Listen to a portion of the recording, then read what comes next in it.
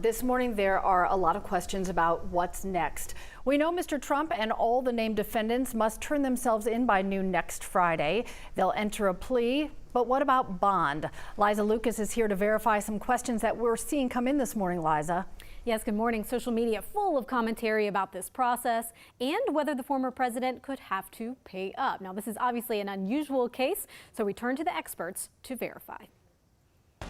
Bond is basically an insurance a defendant will show up when due back in court. There are lots of types, but most people wonder about the money. So let's verify. Can a judge require former President Donald Trump to post bail following his arraignment? Our sources, Attorney Daryl Cohen, who is not affiliated with this case, the Fulton County District Attorney's Office, and recent decisions in Trump's other 3 indictments. During a defendant's first appearance in Fulton County Superior Court, a judge will determine if the person should be detained or released from custody, and under what conditions. Under normal circumstances, most cases have a bond within a certain range depending on who the defendant is, what he or she is charged with, whether or not they are at risk of flight, are they a danger to the community? All those things normally play into it. But Cohen says a judge does not have to set a cash or collateral bond. Judges can also release a defendant on the promise to appear back in court, also known as released on your own recognizance. Cohen expects that will be the case with Trump. I don't see him being forced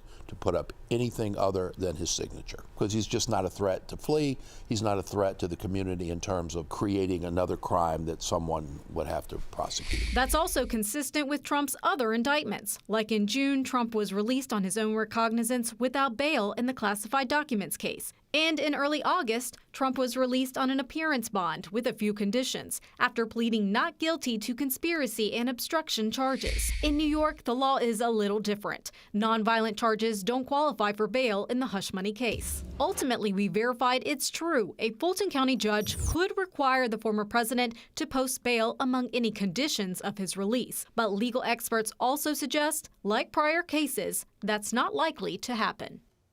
Now, we should know that it is also possible Trump's lawyers would have negotiated a bond ahead of time, maybe that process happening as we speak. And many times a first appearance in Georgia is also waived entirely. We'll have more verified coverage for you coming up in our 5 a.m. But if you hear or see something online you want us to verify, send us an email. You can also text verify to the number you see right on your screen.